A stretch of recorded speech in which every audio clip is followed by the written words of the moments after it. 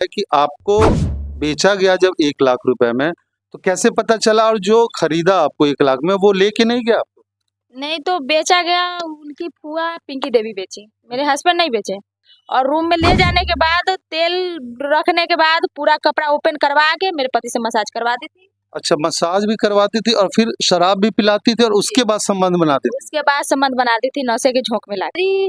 जो ये फुआ है ना, तुम्हारे पति की फुआ जो है, वो 1 लाख रुपये में तुमको बेच चुकी है। तो हम तो घबरा गए। अच्छा, ये रहस्य उस लड़के ने बताया जिसके साथ आपको बुआ ने भेजा था। जी, 1 लाख में बेच चुकी है और तुमको हम बिहार नहीं अपने गांव यूपी लेके जा रहे हैं, तुमको कोई आपत्ति तो नहीं है? हम उसको भी बोले कि जब आपके हाथ से बेच दी तो हम आपका अमानत है, हमको आपत्ति क्या, हम चलने के लिए तैयार है। वो बोले कि पक्का चलोगे? हम बोले हाँ चलेंगे हम।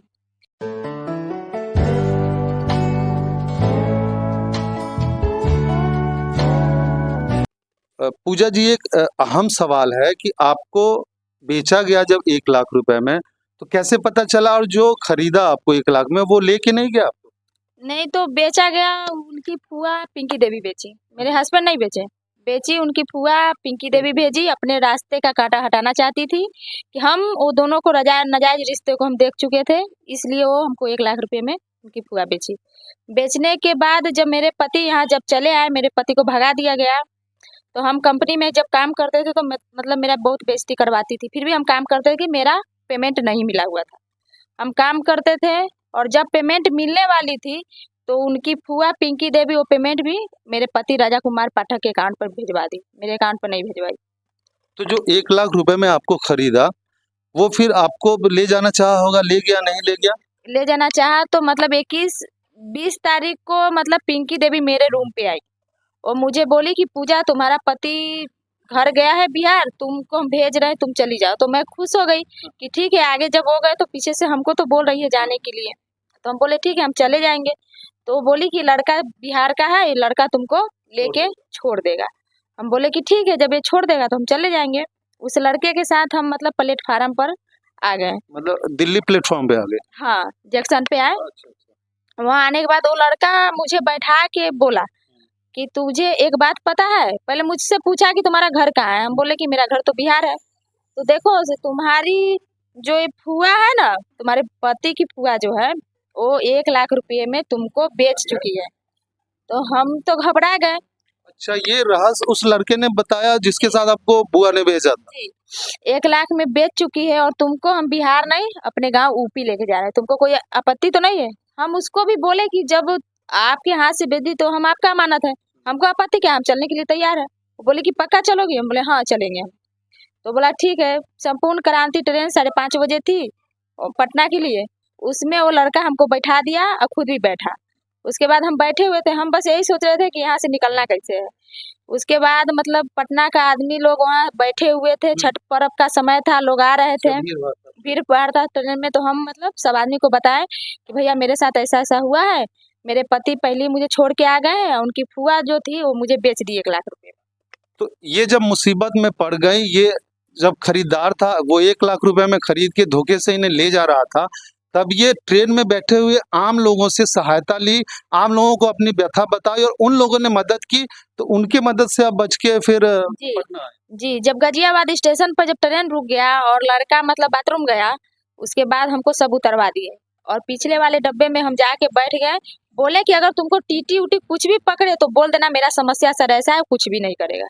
तो हम वहाँ से भाग के पटना आए और पटना अपने नाक में का बेच के भाड़ा पुरा के हम अपने मायके आए। तो अब बिना टिकट का आप दिल्ली से पटना आ गए? जी, बिना टिकट का हमारा। अच्छा, वहां से जब अच्छा, मैं एक बात जानना चाहूंगा कि जब आपने अपने पति को देखा उनकी बुआ के साथ रंगरेलियां मनाते हुए, तो वो मतलब बुआ बिल्कुल बिना कपड़ों की थी, मसाज करवा रही थी, क्या करवा रही जी, जब वो ड्यूटी से आती थी तो बोलती थी राजा मेरा पैर में बहुत दर्द है।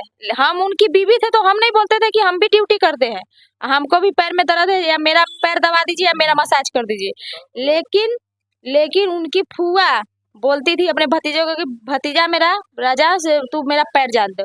और रूम में ले जाने के बाद तेल रखने के बाद पूरा कपड़ा ओपन करवा के मेरे पति से मसाज करवाती थी। अच्छा, मसाज भी करवाती थी और फिर शराब भी पिलाती थी और उसके बाद संबंध बनाती थी। उसके बाद संबंध बनाती थी नशे के झोंक में लाके।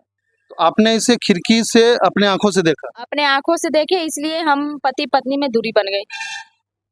तो ये कहीं न कहीं एक चालबाज, एक शातिर बुआ की कहानी है कि उन्होंने पति-पत्नी के रिश्ते में फूट डालने के लिए अपने जिस्म का इस्तेमाल किया है और अपने मतलब वासना की आग इस तरह भड़क चुकी थी कि अपने बेटे जैसे भतीजे से वो मसाज करवाती थी, शराब में कुछ नशीला पदार्थ मिला के उसके साथ संबंध बनाती थी।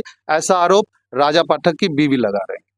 तो जब पुलिस आपको लेके आई, जब यहाँ केस हुआ था, पुलिस लेके आई आपको यहाँ, तो आप दोनों का बयान हुआ होगा। जी नहीं, मेरा बयान नहीं हुआ, मेरे पति राजा कुमार पाठक का बयान हुआ सिर्फ। तो आपका बयान क्यों नहीं? क्योंकि बोला गया, पुलिस बोले कि तुम्हारे ऊपर केस नहीं था, इसलिए तुम्हारा बयान नहीं कराया गया है, तुम्हारे पति के ऊपर था तो तुम्हारे पति का बयान कराया गया। गौरतलब है कि जब लड़का लड़की जो दोनों को गिरफ्तार करके पति पत्नी के रूप में लाया गया, तो वहां पति के 164 का बयान हुआ और पत्नी के 164 का बयान नहीं हुआ। कहा गया कि आपके ऊपर कोई केस ही नहीं है। जब केस ही नहीं है तो इन्हें गिरफ्तार कैसे किया गया, और अगर गिरफ्तार किया गया तो फिर 164 का बयान क्यों नहीं हुआ?